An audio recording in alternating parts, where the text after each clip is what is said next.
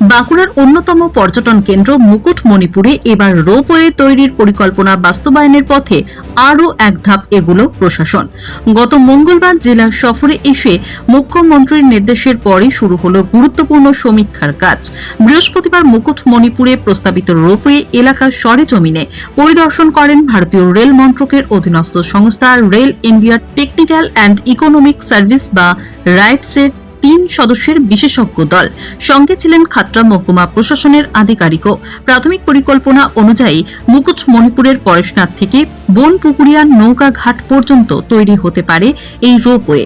কোথা থেকে রোপওয়ে শুরু হবে, কোথায় গিয়ে শেষ হবে, কতটা জমির প্রয়োজন হবে এবং গোটা প্রকল্প বাস্তবায়নের জন্য এলাকার পরিস্থিতি কতটা উপযুক্ত, এদিন সরেজমিনে খতিয়ে দেখা হয় সমস্ত বিষয়। রাইটসের বিশেষজ্ঞরা প্রস্তাবিত এলাকার বিভিন্ন জায়গায় ঘুরে দেখেন এবং বেশ কিছু জায়গায় ফিজিবিলিটি বা বাস্তবায়ন যোগ্যতাও যাচাই করেন। পাশাপাশি এলাকার বিভিন্ন তথ্য সংগ্রহ করা হয়। মহকুমা প্রশাসন সূত্রে জানা গিয়েছে, সমীক্ষক দলের সদস্যদের মধ্যে ছিলেন রাইটসের additional general manager MK Kaushik এবং সিনিয়র ম্যানেজার। সমীক্ষার রিপোর্টের ভিত্তিতে রাইটসের তরফে তৈরি করা হবে প্রকল্পের প্রাথমিক পরিকল্পনা। একই সঙ্গে ভূমি ও ভূমি সংস্কার দপ্তরের কাছ থেকে সংশ্লিষ্ট জমির বিস্তারিত তথ্য সংগ্রহ করবে প্রশাসন।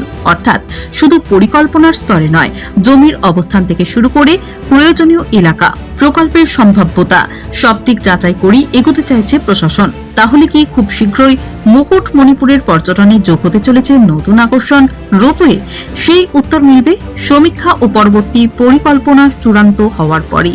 তবে বৃহস্পতিবারের সমীক্ষা ঘিরে রোপওয়ে প্রকল্প বাস্তবায়নের সম্ভাবনা যে আরও জোরালো হলো তা বলাই যায়।